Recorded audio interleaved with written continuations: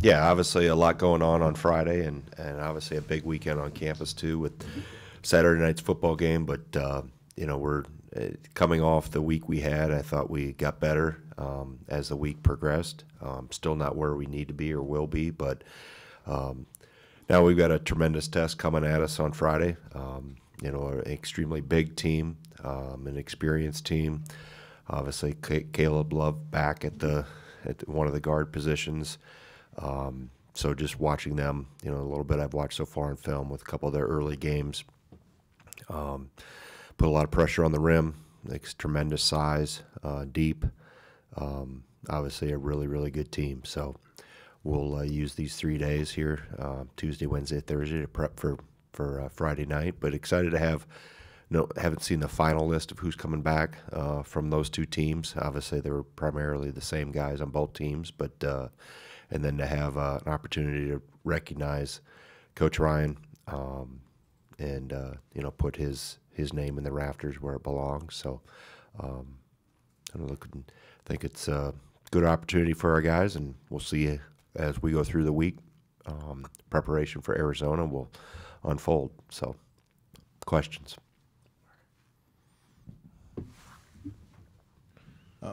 Greg, it's been a while since you had 3 games in the first week of the season. Usually you have about 2, but one, I guess I was wondering how you liked having so many games early during that first week, and you kind of touched on the defense and how you liked how that was coming along.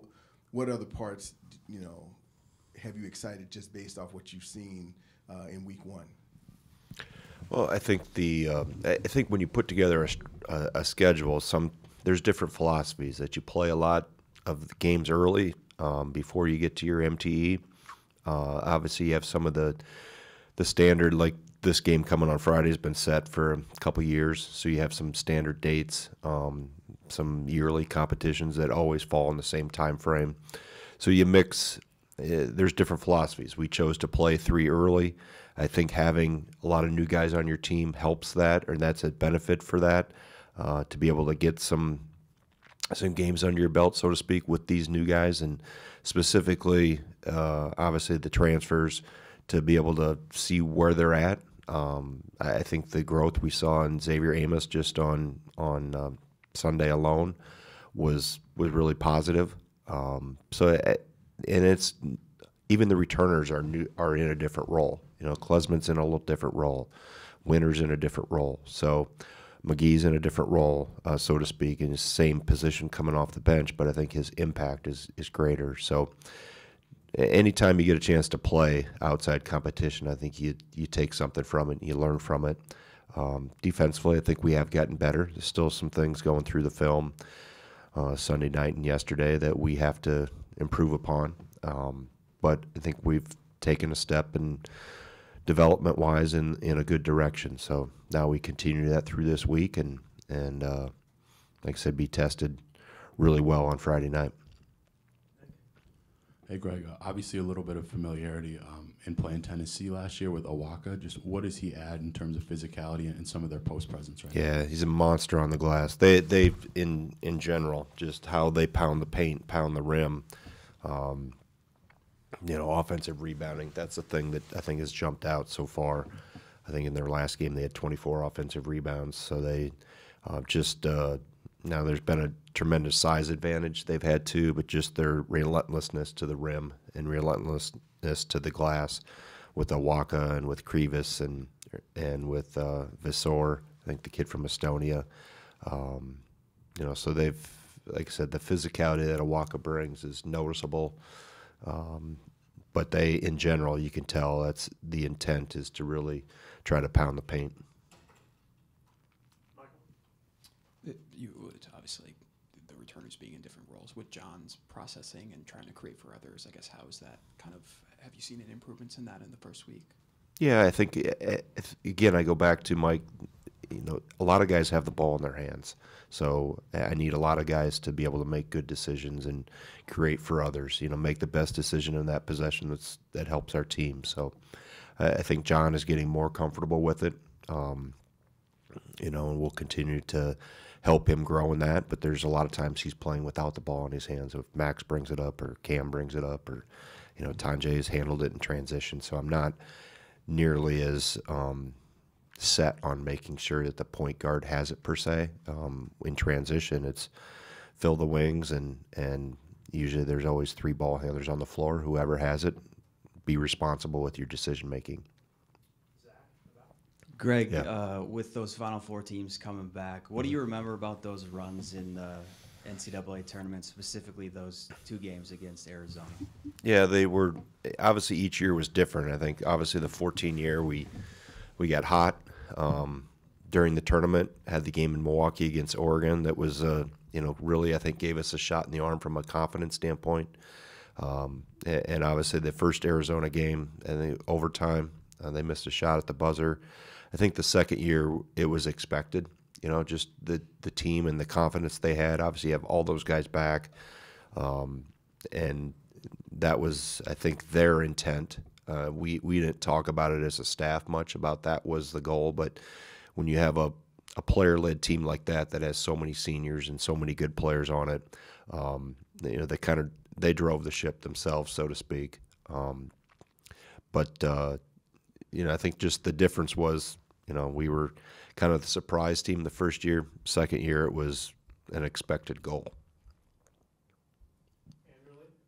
You keep talking about the size and the physicality. How do you plan for that matchup, and what areas do you think that you'll be able to exploit that with the lack of size, if that's possible for you? Well, I don't think we have a lack of size. I think we'll put 2 7-footers out there too. I mean, it's going to be. We've seen a little bit of size, but we haven't seen that consistently across the board in the first 3 games like we'll see. So it's going to be somewhat like, in some ways playing against ourselves in practice, just because we have Greppy playing on the scout team at 6'11", Hodges plays on it at 6'9". So the scout team will be able to hopefully give us a good look in terms of what they try to do through these 3 days. And, but obviously they pass it well. It's the guards too. It's Love, Bradley, and Lewis that are explosive in transition. And the bigs find each other really well. They pass it really well. Vesor, I think that's how you say his name. The kid from Estonia shoots 3s in transition. So it'll be, like I said, the first time we've seen with this group that much size across the board. And it's going to be a good test for us. Like I said, that's why you play these games. You want to play against some of the best in the country, and this is the first of many that we'll have throughout the year. This might be a better question for Mark, but in terms of scheduling this series, I know you played them last year a little bit later after your 2 Big Ten games. This year it's earlier. Is that just kind of how it fit, or did you want to play this game a little bit earlier in your schedule this year? Yeah, it's kind of how it fit. We knew we also wanted to honor these 2 teams at some point. And obviously the earlier we could have it, the better, just because a lot of these guys, if they aren't playing already, they won't all be back. Some of them are already playing overseas. And then to be able to do it before Coach Ryan goes south for the winter. I think there was many reasons behind it, trying to get it as early as possible.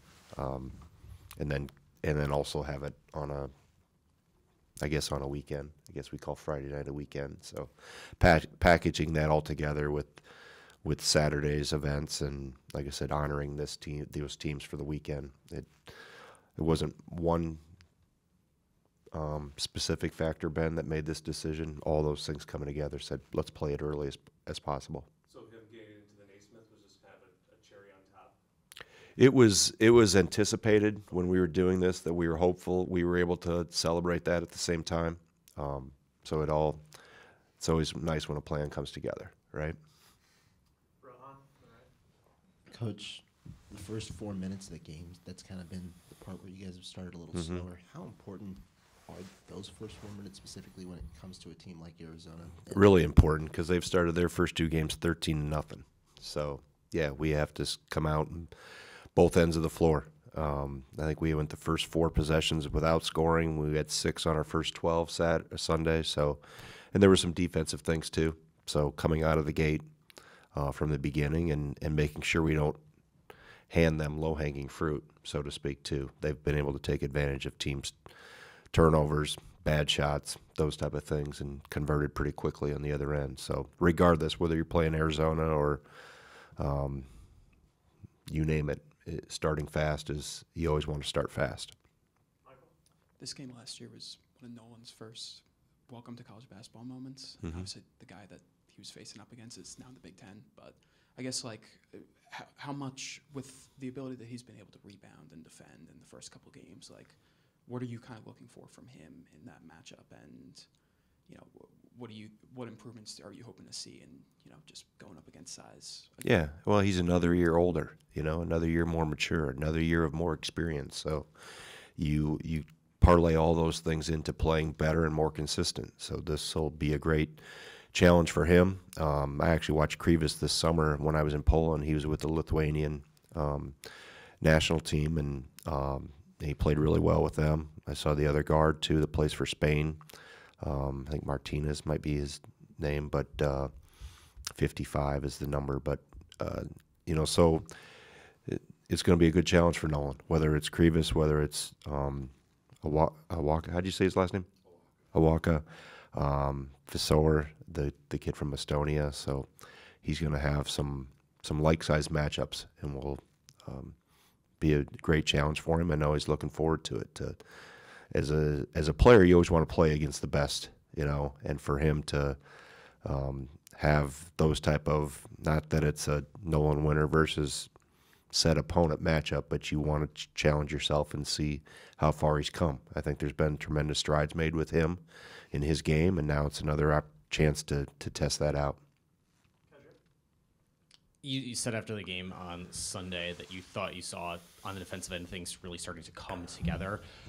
Going back and reviewing that game, what did you see that you liked on that end? I thought we were more aggressive with ball screens, keeping the ball out of the paint, but not as good as I thought after watching the film. So there's some things we have to get better at, and be more consistent at. We were good at parts in the game, and then there was some slippage. Then we got better at it, and then there was some slippage. So just consistently being specifically, stopping the ball, not letting it get in the paint. And that'll be, like I said, that'll be challenging Friday night with those three guards and the pressure that the bigs put on the rim. Greg, not only is your scoring so far been pretty balanced, but from a shot standpoint, there's not a lot of difference between your the top five guys. So I guess I'm wondering, is that sort of what one, obviously speak to kind of the benefit of that, and is this kind of what you envisioned, or has that just kind of been a surprising plus so far? No, I think we have a lot of versatility, and I've talked about that before. I've talked about that defensively. We have some versatility because we have a lot of switchable guys. We have some length specifically across the wing, which you always want to be a little bigger there. But I think the offense lends to that. I think that speaks to the unselfishness of the team, that you're finding the best shot for your team each time down, and then guys have taken advantage of that. So you'd like to be not dependent specifically on one or two guys and have some balance across the board. It makes you harder to play against. I think it's more sustainable across the course of a season. And there's more guys I'd like to continue to have contribute even more from an offensive standpoint. And I think they will as they get more comfortable in their role. But having balance is good. I'd like to have multiple scores on the floor. And I think having fours that shoot it now really helps us. It changes us from an offensive standpoint. We can stretch the floor a little bit more and take away some of the help. We have to do it more yet. We have to unclog the lane even more than what we have already. Coach, from a scoring standpoint, John Tandre leads you guys 17.7 points. He shot it really efficiently.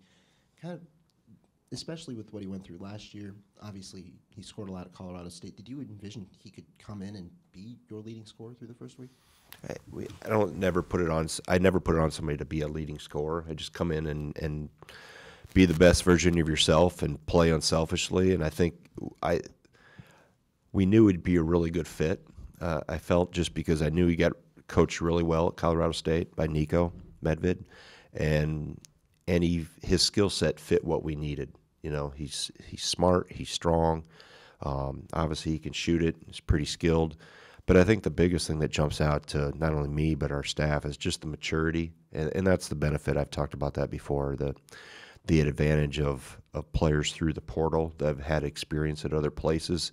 The number one thing that rises to the top when you evaluate is just maturity, and that comes from just having a lot of experience. There's not a lot that John hasn't seen. I think you see that some with Xavier. You see that some with Cam Hunter. It's just the advantage that players coming out of the portal have. And why would they not? They should be more experienced, right? They should be more mature. They've been to college classes. They've transitioned away from home. They understand what it's like to play in college, and that it's a big step up from high school, regardless of where you come from or where you're going to. So that's if I could put it all in one word, it's the maturity that you watch older players bring to the table that gives them maybe a leg up on younger players and freshmen, quite frankly. Part of the reason you're able to add these transfers is because you got guys going from scholarship to walk-on status, creating some flexibility. I guess, like, is that something that you ever had to do pre-transfer portal era, have that conversation with guys and make that decision? Yeah, I mean, there's if you come in on scholarship, you can't bounce back and forth, but if you don't, you have the flexibility to do that. So that's something we talk about, that there's going to be, and that's even in the recruiting process of specific preferred walk-ons, that there's the flexibility that you could be on scholarship. There could be years you're not on scholarship. I think obviously this changes as we go forward with the roster limitations and revenue sharing and how we exactly formulate a roster and put that together. I think you're probably not as gracious with those type of opportunities, just because you are capped on how many you can have on the roster, and then obviously what you do with your scholarships is going to impact your cap number too. So that's, as we go forward starting next year, those will come more into play. But the flexibility has been good to have.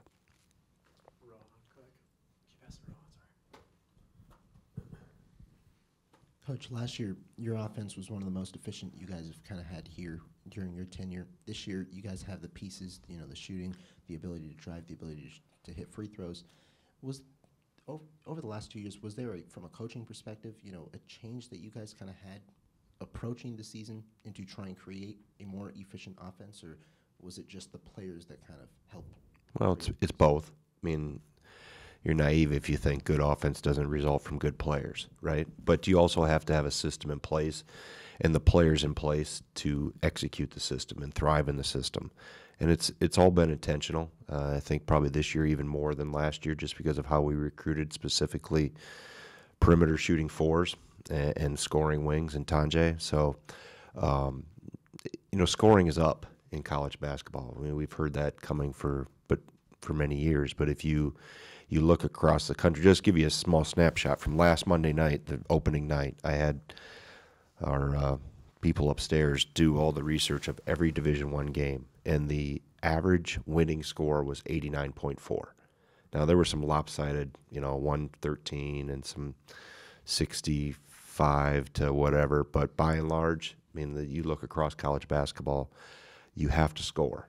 And it doesn't take the importance of defense away. You still have to defend, but understand players are more skilled. They're more diverse in what they can do. The game is being officiated to increase scoring in terms of less charges, more blocks, more free throws. I think schematically programs have adjusted and have added some of the things that we've added to their game plan to try to increase scoring.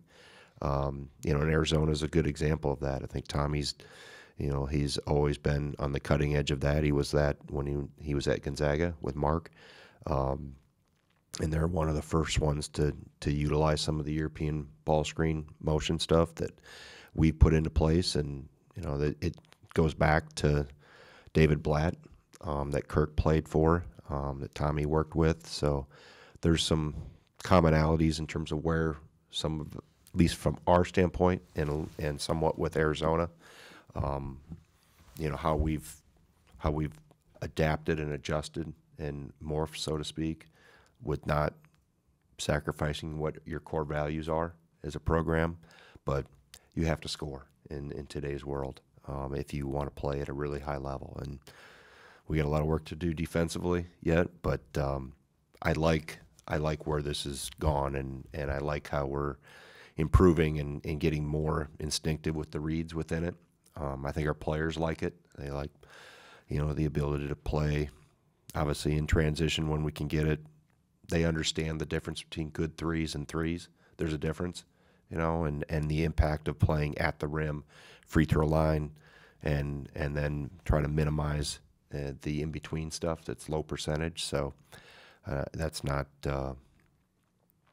rocket science stuff here. We're not diagramming, taking that hard apart that's over there on the board. But I think just having the shift that we've been able to make is we've seen the benefits in just a short amount of time. We haven't been at this in terms of this shift for very long, but I think we've already seen the benefits of it from a scoring standpoint.